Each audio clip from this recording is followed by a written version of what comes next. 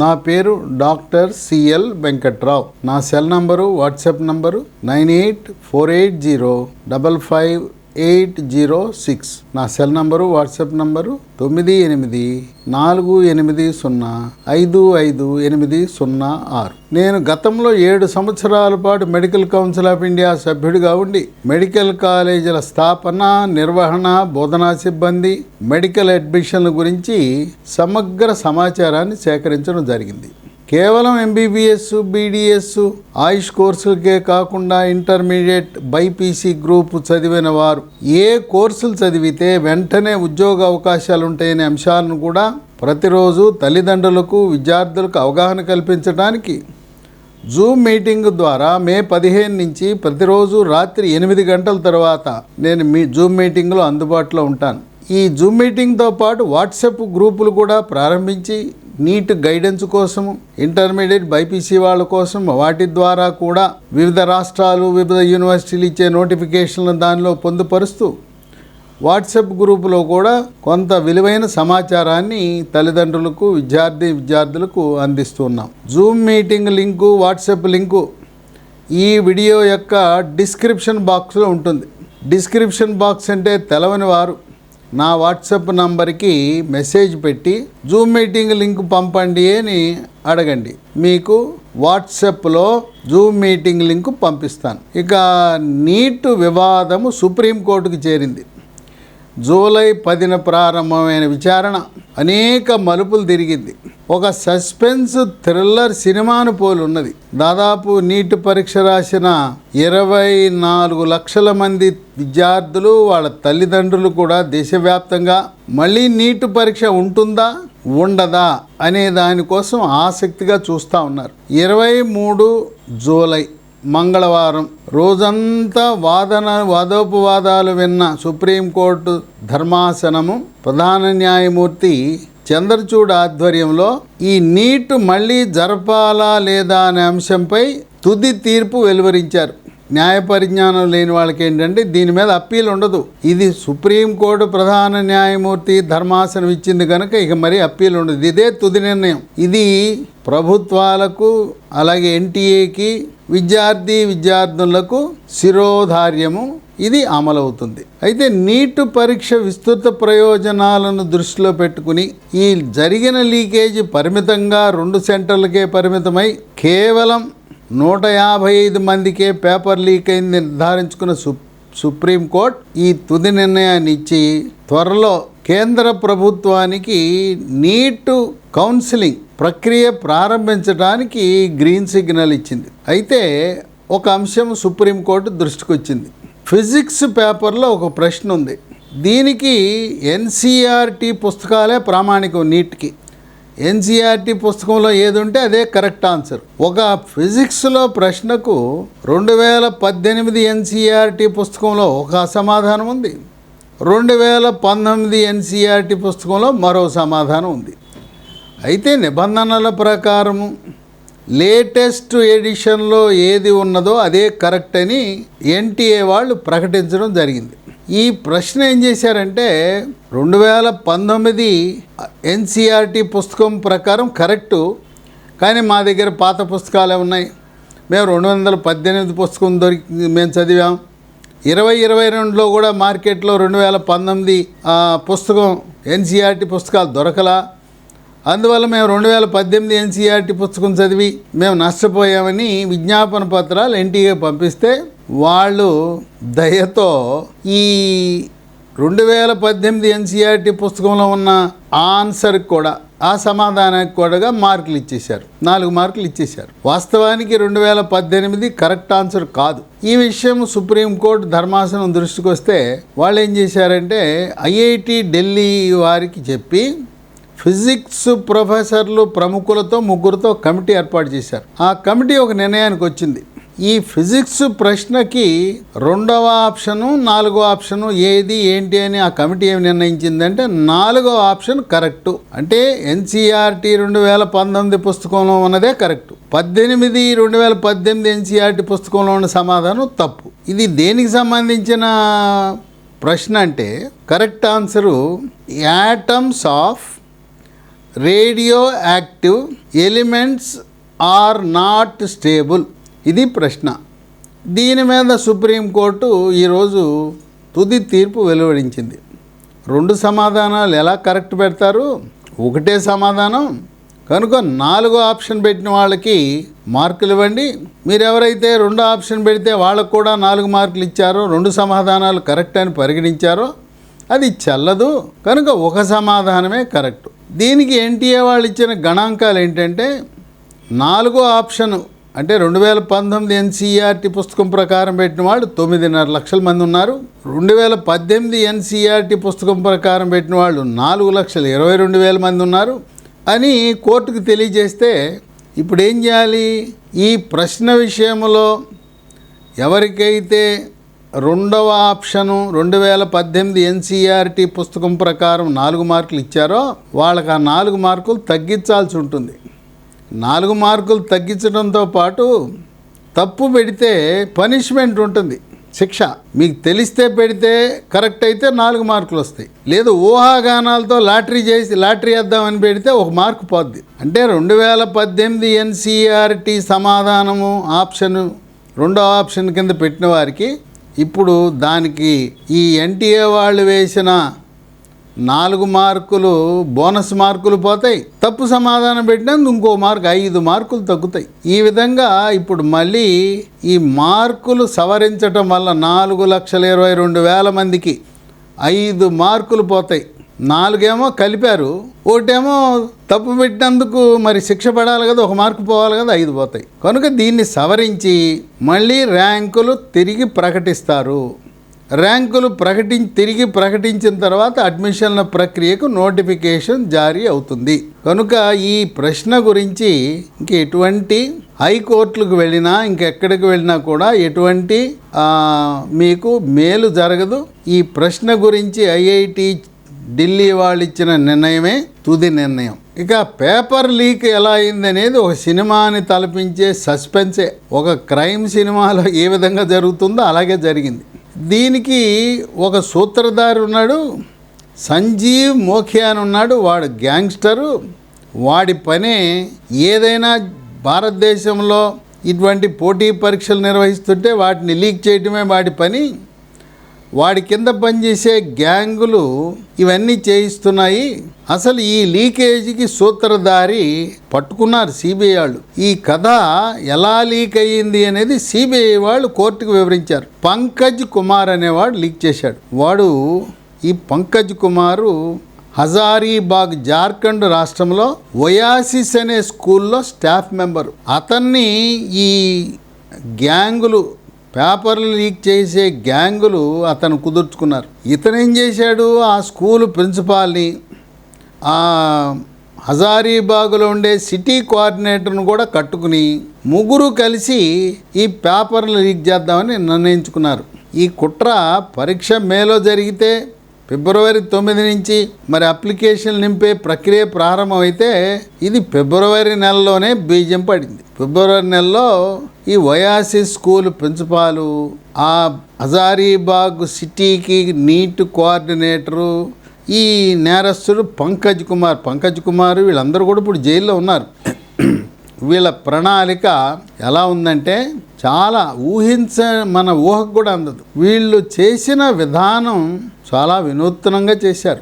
ఈ paper print అయిన తర్వాత ఎన్టీఏ వారు ఏప్రిల్ 24 నుంచి మొదలుపెట్టి మే 3వ తారీఖుకి దేశంలో ఉన్న 14,750 సెంటర్లు, 569 సిటీలు, వివిధ రాష్ట్రాలకి పేపర్లు చేర్చారు. 2 బ్యాంకులకు చేర్చారు. 2 సెట్లు పేపర్లు ముద్రించి, ఒక సెట్టు స్టేట్ బ్యాంక్ ఆఫ్ ఇండియాకి, మరో సెట్టు కెనరా బ్యాంకు చేర్చారు. ఇది 5వ తారీఖు పరీక్ష జరిగే ఉదయం 7 గంటలకి ఏ సెట్టు పరీక్ష నిర్వహించాలి అనేది ఎన్టీఏ వారు నిర్ధారిస్తారు. ఆ విధంగా ఈ పేపర్లు ఈ హజారీబాగ్ స్టేట్ బ్యాంక్ ఆఫ్ ఇండియాకి, కెనరా బ్యాంకు చేరినాయి. బ్యాంకు నుంచి మే 5వ తారీఖు ఉదయం 7 గంటలకి సిటీ కోఆర్డినేటరు, అలాగే ఎవరైతే అక్కడ పరీక్షా హాల్ సూపరింటెండెంట్ ఉన్నారో వాళ్ళు వెళ్ళి ట్రంక్ పెట్టిని తెచ్చి మళ్ళీ వాళ్ళ స్కూళ్ళలో కానీ కళాశాలలో కానీ కంట్రోల్ రూమ్లో పెట్టుకోవాలి. 7 గంటలకి బ్యాంకు నుంచి వచ్చి కంట్రోల్ రూమ్కి వస్తే నీట్ పరీక్ష మధ్యాహ్నం 2 గంటల నుంచి 3 గంటల 20 నిమిషాల పాటు 5:20 దాకా జరుగుతుంది. సరే, ఈ YRC school principal, examination superintendent వాళ్ళు వెళ్ళి ఈ వైఆర్సీ స్కూల్కి కంట్రోల్ రూమ్లో పెట్టారు. నిబంధనల ప్రకారం కంట్రోల్ రూమ్కి 2 గేట్లు ఉండాలి. లోపల ఒక గేటు, బయట ఒక గేటు. అంటే లోపల ఒక తలుపు, బయట ఒక తలుపు. లోపల తలుపుకు తాళం ఉండాలి, మళ్ళీ బయట తలుపుకు తాళం ఉండాలి. ఈ బయట తలుపుకు సీలు కూడా 10 మంది సమక్షంలో, పెద్దల సమక్షంలో వెయ్యాలి. ఆ విధంగా పకడ్బందీగా ఈ పేపర్లు భద్రతా వ్యవస్థ, 7 అంచెల భద్రతా వ్యవస్థను ఎన్టీఏ రూపొందించింది. సరే, కంట్రోల్ రూమ్కి చేర్చారు. ఉదయం 7 గంటల తర్వాత వైఆర్సీ స్కూల్ హజారీబాగ్లో లోపల పెట్టేశారు కంట్రోల్ రూమ్లో. అప్పటికే సిటీ కోఆర్డినేటరు, ఆ పరీక్షా కేంద్రం సూపరింటెండెంట్ ఈ పంకజ్ కుమార్తో కుమ్మక్కై ఉన్నారు స్టాఫ్ రూమ్లో. వీళ్ళు ఏం చేశారంటే ఈ ట్రంకు పెట్టిని మళ్ళీ ఒక అట్టపెట్టిలో పెడతారు. ట్రంకు పెట్టి లోపల పేపర్లు ఉంటాయి. వీళ్ళు లోపల తలుపుకి తాళమేలా వదిలేశారు. లోపల తలుపుకు తాళం వేయకుండా పకడ్బందీగా బయటకు వచ్చి బయట తలుపు తాళం వేసి సీల్ వేసి అంతా సవ్యమని ప్రకటించారు. ఈ నేరస్తుడు పంకజ్ కుమార్, అతని స్టాఫ్ రూమ్కి సమీపంలోనే ఉంది ఈ ప్రశ్నాపత్రాలు ఉన్న కంట్రోల్ రూమ్. అతను ఏం చేశాడు, అతని స్టాఫ్ రూమ్ నుంచి ఎలాగో లోపల తలుపు తెరిచే ఉంది కదా, లోపలికి వెళ్ళిపోయి ట్రంక్ పెట్టిన ఏం చేశాడంటే, ఇంతకు ముందే ఇతను ఈ పంకజ్ కుమార్ ఒక టూల్ కిట్ పెట్టుకున్నాడు. ట్రంక్ పెట్టిని ముందు పక్క నుంచి కాకుండా వెనక పక్క నుంచి దాన్ని పగలగొట్టి ఈ ప్రశ్నాపత్రాలు ఎలా తీయాలనేది ఒక రిహార్సల్ వేసుకుని ఈ టూల్ కిట్తో వెనకాల నుంచి ట్రంక్ పెట్టి పగలగొట్టి ప్రశ్నాపత్రాల బండిలు బయటికి తీశాడు. ఈ టూల్ కిట్ లోపల ఉన్నది అనేది ఈ సిటీ కోఆర్డినేటర్కి తెలుసు, అలాగే ఎగ్జామినేషన్ హాల్ సూపరింటెండెంట్ కూడా తెలుసు. ఒక విశేషం ఏంటంటే, ఎంత దయనీయమైన పరిస్థితి. ఎన్టీఏ ఏదైనా కూడా మనము వివిధ తెలుగు రాష్ట్రాల్లో 10వ తరగతి కానీ ఇంటర్మీడియట్ కానీ సర్వీస్ కమిషన్ పరీక్షలు జరగాలంటే పోలీసు యంత్రాంగం సిద్ధమవుతుంది. జిల్లా ఎస్పీ, నగర కమిషనరు, అలాగే జిల్లా కలెక్టర్లు, ఆర్డీఓలు, తహసీల్దార్లు, వీళ్ళతో పాటు విద్యాశాఖ అధికారులు, డిఈఓలు, ఎంఈఓలు అందరూ కూడా 10వ తరగతి పబ్లిక్ పరీక్ష, ఇంటర్మీడియట్ పరీక్షలు, సర్వీస్ కమిషన్ పరీక్షల నిర్వహణలో భాగస్వాములు అవుతారు. ఇదేమి ఏంటియో కానీ అసలు వీళ్ళెవరు గవర్నమెంట్ వాళ్ళనే పెట్టుకోలేదు. రాష్ట్ర కేంద్ర ప్రభుత్వ అధికారులు కానీ ఉద్యోగులు కానీ పెట్టుకోవాలి. వీళ్ళు పరీక్ష నిర్వహించింది ప్రైవేట్ స్కూళ్ళు, ప్రహరీ గోడలు కూడా లేని ప్రైవేట్ స్కూళ్ళలో నిర్వహించారు. తర్వాత రోజుకి 2,500 రూపాయలు ఏదో దినసరి కూలీలాగా వేతనం ఇచ్చేసి అంతా ప్రైవేట్ వాళ్ళు. ఎవరు అసలు గవర్నమెంట్కి సంబంధమే లేదు. గవర్నమెంట్ స్కూళ్ళ హెడ్ మాస్టర్లు లేరు, గవర్నమెంట్ కాలేజీల ప్రిన్సిపాల్ లేరు, రాష్ట్ర పోలీసులకు సమాచారం లేదు, జిల్లా కలెక్టర్కి సమాచారం లేదు, రెవెన్యూ యంత్రాంగానికి సమాచారం లేదు. పోనీ కేంద్ర ప్రభుత్వ యంత్రాంగం ఉంది, సిబిఐ ఉంటుంది వివిధ రాష్ట్రాల్లో, ఐబిఎన్ ఇన్ఫర్మేషన్ బ్యూరో ఉంటుంది, హోంశాఖ ప్రతినిధులు ఉంటారు. వాళ్ళు ఎవ్వరికీ చెప్పకుండా ఈ ఎన్టీఏ వాళ్ళు మొత్తం ప్రైవేట్ వాళ్ళ చేతిలో పెట్టేశారు. వాళ్ళకి రోజుకి ఇచ్చేది ఆ రోజు పనిచేసినందుకు 2,500. ఇక పంకజ్ కుమారు వెనక పక్క నుంచి ట్రంక్ పెట్టి తెరిచి ప్రశ్నాపత్ర బండిల్స్ ఒకటి తెరిచాడు. తెరిచి ఇప్పుడు ఈ నీట్ పరీక్ష ప్రతి విద్యార్థికి ఒక కవర్ వస్తుంది.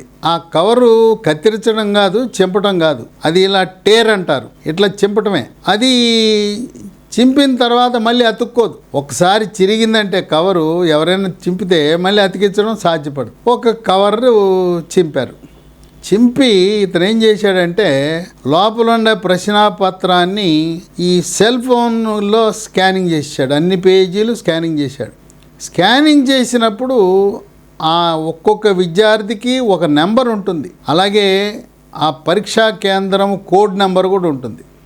పరీక్షాపత్రం కోడ్ నంబరు, విద్యార్థి యొక్క ఆ కోడ్ నంబరు ప్రతి పేజీలో కూడా ఉంది. అది సరే, అతను స్కాన్ చేసుకున్నాడు. ఇది సెల్ ఫోన్ కెమెరాలో స్కాన్ చేసుకుని మొత్తం అంతా ఫోటో తీసుకున్నాడు. మరి అది మళ్ళీ అతికించాలంటే ఆ కవర్ అతకదు కదా. అప్పుడు ఏం చేశాడంటే సిగరెట్ లైటర్ పెట్టి మళ్ళీ ప్రశ్నాపత్రాన్ని లోపల పెట్టేసి ఇది అతికిచ్చేశాడు. ఆ వేడికి అతుక్కుపోయింది. ఇది జరిగింది సిబిఐ వాళ్ళు ఇచ్చిన సమాచారం ప్రకారం ఉదయము 8:02 నుంచి 9:26 వరకు జరిగింది. అయితే వీడు ఈ దొంగ లేదా నిర్వాహకులు, ఆ ప్రిన్సిపాలు, ఆ సిటీ కోఆర్డినేటరు వాళ్ళు గమనించిన విషయం ఏంటంటే ఏదైతే ట్రంక్ పెట్టి ఉన్నదో ఆ రూమ్లో సీసీటీవీ కెమెరా ఉన్నదని మర్చారు. ఆ సీసీటీవీ కెమెరాలో మొత్తం రికార్డ్ అయింది. 8:02కి లోపలికి వెళ్ళటం, 9:26 బయటికి రావటం, సీసీటీవీ ఫుటేజ్ని సిబిఐ వాళ్ళు విశ్లేషించడం జరిగింది. ఇక ఆయన బయటకు వచ్చి పంకజ్ కుమార్ స్కాన్ చేసిన ప్రశ్నాపత్రాలని వాట్సాప్ ద్వారా అప్పటికే కొంతమంది విద్యార్థుల్ని సిద్ధం చేసుకున్నాడు. ఎంతమంది విద్యార్థుల్ని సిద్ధం చేసుకున్నాడంటే హజారీబాగ్లో 130 మందిని సిద్ధం చేశాడు. పాట్నాలో మరొక 25 మందిని సిద్ధం చేశాడు. ఓ బిల్డింగ్ను అద్దెకి తీసుకున్నారు తాత్కాలికంగా. 3వ అంతస్తులో ఈ పేపర్లకి క్వశ్చన్లకి సమాధానాలు తెలవాలి కదా, అందుకోసం ఈ సమాధానాలు రాయటానికి ఒక 8 మందిని ప్రత్యేకంగా తెచ్చిపెట్టారు ఆ బిల్డింగ్లో 3వ అంతస్తులో. వీళ్ళు ఎవరంటే టీచర్లు కాదు. పోయిన సంవత్సరం నీటి పరీక్ష రాసి నీటిలో ప్రావీణ్యం పొందిన ఎయిమ్స్లో చదువుతున్న ఎయిమ్స్ పాట్నా, ఎయిమ్స్ రాంచి ప్రతిభ కలిగిన విద్యార్థులు ఎవరైతే నీటిలో టాప్ ర్యాంకులు సాధించి వైద్య విద్యను అభ్యసిస్తున్నారో వాళ్ళని తెచ్చిపెట్టుకున్నారు. వాళ్ళు ఏం చేశారంటే తలా ఒక 20-25 ప్రశ్నలకి సమాధానాలు సిద్ధం చేశారు. ఇక కింద ఒక అంతస్తులో మగపిల్లలను పెట్టారు, మరొక అంతస్తులో ఆడపిల్లలను పెట్టారు. ఇక 9:30 నుంచి ఇది జరిగింది. ఈ మనకు సమాధానాలు 10కి అరగంటలో సిద్ధం చేశారు. ఇతనేమో పంకజ్ కుమార్ వెనకాల వాహనంలో అక్కడికి వెళ్ళాడు. కానీ పేపర్ మాత్రం స్కాన్ చేసిన పేపర్ వాట్సాప్లో ముందు వెళ్ళిపోయింది. ఇక ఈ 130 మంది 10 గంటల నుంచి 12:30 వరకు 2:30 గంటల పాటు ఏదైతే ఈ పేపర్ సాల్వర్స్ వాళ్ళు టిక్కులు పెట్టి ఇచ్చారు, ఓ పేపర్ మీద టిక్కులు పెట్టి ఇచ్చారు. ఆ టిక్కులు పెట్టి ఇచ్చిన దాన్ని బట్టి పెట్టారు. వాళ్ళకి 2 నుంచి 2:30 గంటల సమయం వచ్చింది. బాగా చదువుకున్నారు. ఈ హజారీబాగ్ నుంచి వాట్సాప్ ద్వారా పాట్నాలో పంపించారు. పాట్నాలో కూడా ఒక 25 మంది విద్యార్థులతో ముందే డీల్ కుదుర్చుకుని ఆ 25 మందికి ఆడపిల్లలకు ఒక చోట, మగపిల్లలకు ఒక చోట శిక్షణ ఇప్పించారు. వీళ్ళు కుదుర్చుకున్న డీల్ ఏంటో తెలిసిన 30 నుంచి 70 లక్షలు. ఈ 30 నుంచి 70 లక్షలు కొంత అడ్వాన్స్ ఇచ్చారు. కొంతమందికి మరి ఇది నమ్మకమే ఉంది, వీడు ఇచ్చింది నమ్మకం, విశ్వసనీయమైన పేపరో వస్తుందో రాదు అని పోస్ట్ డేటెడ్ చెక్కులు ఇచ్చారు. ఏదో టోకెన్ అడ్వాన్స్ కింద ఒక 5 లక్షలు ఇచ్చారు. మీ పిల్లలు మేము ఏ పేపర్ అయితే లీక్ చేశామో అదే పరీక్ష పత్రం వస్తే పోస్ట్ డేటెడ్ చెక్ని మేము బ్యాంకులో వేసుకుంటాము అని చెప్పారు. సరే, 2 గంటలు అయిపోయింది, బట్టేశారు. 12:30కి ఇక ఎక్కడ వాళ్ళు అక్కడికి 2 గంటలకి సెంటర్కి వెళ్ళాలి కదా, 2 గంటల పరీక్ష ప్రారంభం, 1:30 కన్నా చేరాలి కదా, వెళ్ళారు. ఈ పాఠాలు ఏం చేశారంటే ఈ సెల్ ఫోన్లో వచ్చి ప్రశ్నలు సమాధానాల కోసం జిరాక్స్ చేశారు. ప్రశ్నాపత్రాన్ని జిరాక్స్ చేసి ఆ జిరాక్స్ చేసి దాని మీద కూడా ఆ అమ్మాయి కోడ్ నెంబరు, సెంటర్ కోడ్ ఉంది. సరే, పాట్నాలు ఏం చేశారు, పని అయిపోయినాక తగలబెడదామని తగలబెట్టేశారు. ఏది సెల్ ఫోన్ నుంచి వచ్చిన లీక్ అయిన పేపర్ని దాన్ని జిరాక్స్ చేసి డౌన్లోడ్ చేసి జిరాక్స్ చేసి పని అయిపోయినాక తగలబెట్టారు. తగలబెట్టే ప్రక్రియలో 4-5 పేపర్లు పూర్తిగా తగలబడలా. ఆ అసంపూర్తిగా తగలబడిన పేపర్లు సిబిఐ వాళ్ళకు దొరికింది. దాని మీద ఒయాసిస్ స్కూలు హజారీబాగ్ అనే కోడ్ కనపడింది, నెంబరు. అంతేకాకుండా ఈ పేపర్ ఎవరికి చెందిందంటే ఒక ఆడపిల్లకి చెందింది ఒయాసిస్ స్కూల్లో. ఎంతమంది పరీక్షలు రాశారో 24 లక్షల మందికి ఒక్కొక్కరి పేరు మీద సెపరేట్గా ఆ ప్రశ్నాపత్రం మీద వాళ్ళ నంబర్ ముద్రించబడుతుంది. ఈ నంబర్ చూస్తే ఒక ఆడపిల్లకి చెందిన పేపరు. అప్పుడు సిబిఐ వాళ్ళు వెళ్ళి ఆ ప్రశ్నాపత్రం చూస్తే అది సీలింగు, ఈ లైటర్తో మనము సిగరెట్ వెలిగించుకునే లైటర్తో దాన్ని సీల్ చేసినట్టుగా ఆధారాలు లభించినాయి. ఈ విధంగా హజారీబాగు పాట్నాలోనే కేవలం 155 మంది విద్యార్థులకు మాత్రమే లీక్ అయిందని నిర్ధారించుకున్నారు. తర్వాత దేశంలో కొన్ని సెంటర్లు అధికంగా గుట్టలు గుట్టలుగా మార్కులు ర్యాంకులు వచ్చినాయి. దాని మీద పత్రికల్లో టీవీల్లో శీర్షికలు వెలువడినాయి. సెంటర్ల వారీగా సిటీల వారీగా ఫలితాలు విడుదలైనాక కొత్త అంశం వెలుగులోకి వచ్చింది. రాజస్థాన్లో సీకర్లో ఇన్ని ర్యాంకులేంటి, ఇన్ని మార్కులేంటి, ఇన్ని గుట్టలేంటి అని ఆశ్చర్యచకితులయ్యారు. రాజస్థాన్లో కోటా అంటే అది విద్యా కేంద్రం, అన్నిటికీ సెంటర్ అది. ఈ సీకర్ అనేది ఎక్కడి నుంచి వచ్చిందో తెలవదని చెప్పి సీకర్ మీద అనుమానం పడ్డారు. అలాగే గుజరాత్లో రాజ్కోట్లో కూడా ఊహించని రీతిలో గుట్టలుగా ర్యాంకులు మార్కులు వచ్చినాయి. ఈ అనుమానం వచ్చి ఇంకా నీట్ క్యాన్సిల్ అయిపోతుంది, లీక్ అయిపోయింది అనుకున్నారు. కేంద్ర ప్రభుత్వము నీటు అలాగే ఎన్టీఏ వాళ్ళు ఇచ్చిన సమాచారం, దేశంలో కొన్ని సెంటర్లలో నీటు, జేఈఈ, యూపీఎస్సీ, ఐఏఎస్ పరీక్షలకు కోచింగ్ సెంటర్లు ఉన్నాయి. దేశవ్యాప్తంగా అక్కడ చేరతారు, అందువల్ల అక్కడ ఎక్కువ మార్కులు ఎక్కువ మందికి వచ్చినాయి అన్నారు. ఒక విశేషం ఏంటంటే దేనికైనా కూడా మనం రెసిడెన్స్ ప్రూఫ్ అంటే ఆధార్ కార్డు పెట్టాలి. ఈ నీట్ పరీక్ష వాళ్ళు ఎక్కడా కూడా దేనికి ఆధార్ అనే దాన్ని ఉపయోగించలేదు, అడగలేదు. అయితే వీళ్ళు మీకు ఏ సిటీ సెంటర్ కావాలని అడిగారు. సిటీ సెంటర్ అలాట్మెంట్ అయిన తర్వాత ఆ సిటీని మాత్రమే ముందు అలాట్ చేస్తారు. ఆ ఊర్లో ఆ సిటీలో ఉన్న 10-20 కేంద్రాలు ఎన్నున్నాయో ఒక 48 గంటల ముందు మాత్రమే ఆ సెంటర్ అలాట్ చేస్తారు. మనము కోరిన సిటీ వస్తుంది, సెంటరు ఈ విద్యార్థుల చేతిలో ఉండదు. ఆ విధంగా ఈ నీటు పరీక్షలకు, జేఈఈ పరీక్షలకు, ఐఏఎస్ పరీక్షలు కొన్ని కేంద్రాలను ఎన్టీఏ కేంద్ర ప్రభుత్వం సిబిఐ గుర్తించింది. రాజస్థాన్లో కోటా, రాజస్థాన్లో సీకరు, గుజరాత్లో రాజ్కోట, కేరళలో కొట్టాయం, తమిళనాడులో నమ్మక్కల్. ఈ యొక్క సిటీలలో ఎక్కువ మందికి ప్రవేశ పరీక్షలో ర్యాంకులు వస్తాయి. ఎందుకంటే అక్కడ అధ్యాపకులు ఎక్కువ మంది ఉన్నారు, పిల్లలంతా అక్కడ చేరతారు. టాప్ టీచర్స్ అందరూ కూడా అక్కడ ఉండటం, అక్కడ విద్యా సంస్థలు అధికంగా ఉండటం వల్ల ర్యాంకులు వస్తాయి. ఉదాహరణకు తెలుగు రాష్ట్రాల్లో డిఎస్సి టీచర్ ఉద్యోగాలు వచ్చిన వాళ్ళు 50% పైగా ఆంధ్రప్రదేశ్లో కృష్ణా జిల్లాలో అవినిగడ్డలో ప్రగతి విద్యా సంస్థల్లో చదివిన వాళ్ళకే వస్తాయి. వాళ్ళకి ఆ నైపుణ్యాలు ఉన్నాయి. అందరూ డిఎస్సి ప్రకటించగానే అవినిగడ్డ ఎక్కడుందని ఎత్తుక్కుని వచ్చేస్తారు కృష్ణా జిల్లా. అవినిగడ్డలో స్థలం చాలట్లేదని వాళ్ళే ఆ ప్రగతి వాళ్ళే ఇప్పుడు పామర్లో కూడా ప్రారంభించారు.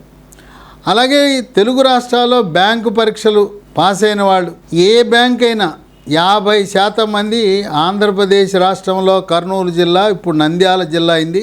నంద్యాలలో కోచింగ్ సెంటర్లకు వెళ్తే బ్యాంకు ఉద్యోగం గ్యారంటీ.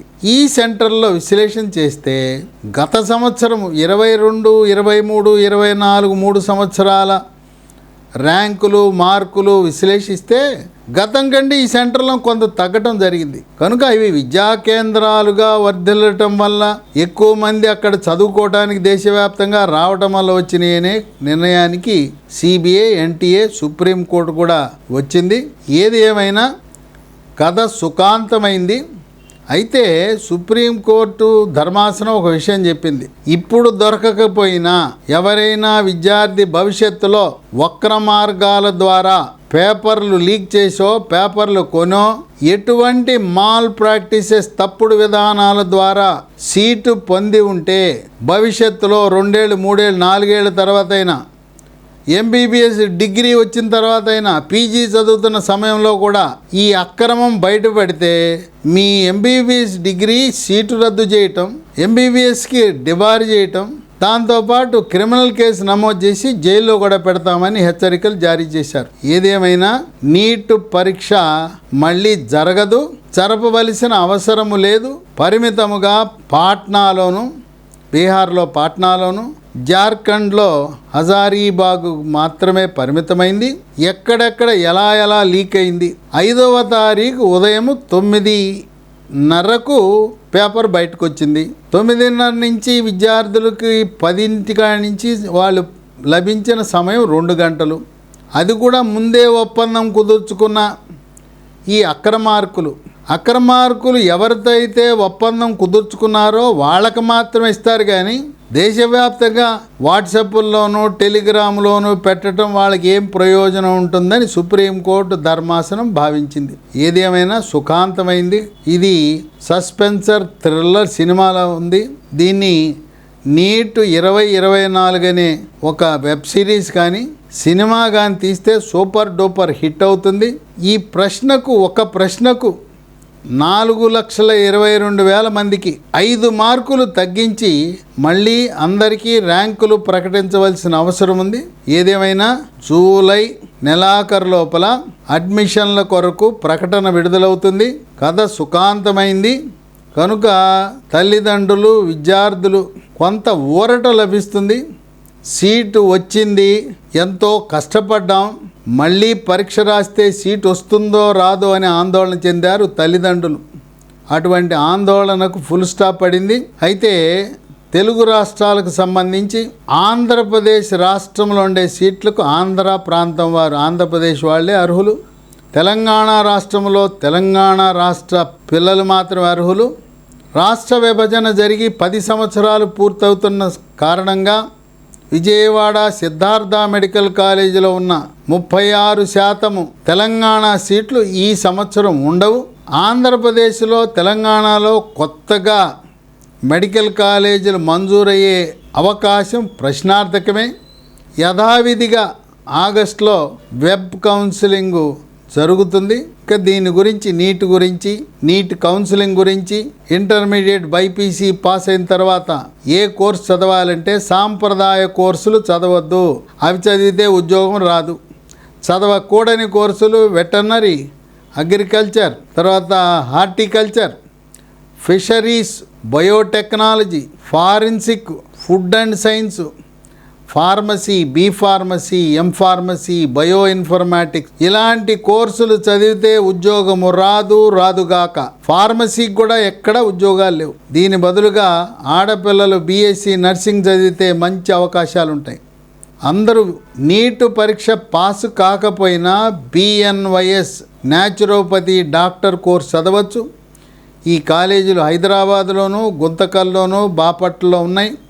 ఇంటర్మీడియట్ ఆధారంగా కానీ ఎంసెట్ ఆధారంగా కానీ నూతనంగా తెలుగు రాష్ట్రాల్లో కొత్త కోర్సులు వచ్చినాయి. వాటిని బీఎస్సీ పారామెడికల్ కోర్సులని, వీటినే అలైడ్ హెల్త్ సైన్స్ కోర్సులు అంటారు. ఆంధ్రప్రదేశ్లో doctor NTR university of health science ఆధ్వర్యంలో, తెలంగాణలో కాళోజీ నారాయణరావు యూనివర్సిటీ ఆధ్వర్యంలో ఈ అలైడ్ హెల్త్ సైన్సెస్ కోర్సెస్ జరుగుతాయి.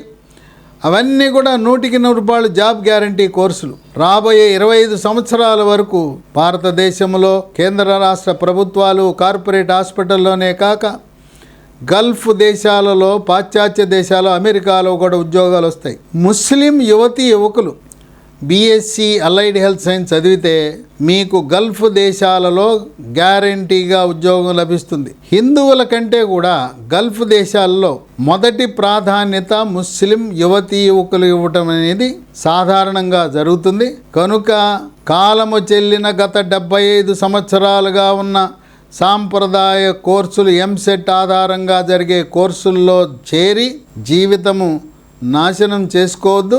మీకు ఇంకేమైనా అనుమానాలు ఉంటే జూమ్ మీటింగ్లో చేరండి.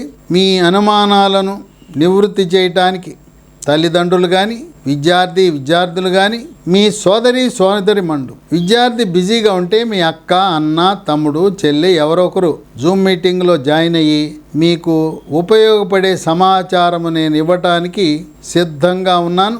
ఈ నీట్ కౌన్సిలింగ్లో మీరు చక్కటి కాలేజీని ఎంపిక చేసుకోవటంలో, రాష్ట్రాన్ని ఎంపిక చేసుకోవటంలో, ఏబీసీ కేటగిరీలను ఎంపిక చేసుకోవటంలో తగు సలహాలు, సూచనలు కూడా జూమ్ మీటింగ్ ద్వారా అప్లికేషన్ నింపేటప్పుడు ఆప్షన్స్ ఎన్ని ఉంటే అన్ని పెట్టుకునే అవకాశం ఉందని గమనించండి. All the best to all of you. కథ సుఖాంతమైంది. నీట్ పరీక్ష మళ్ళీ జరగదు.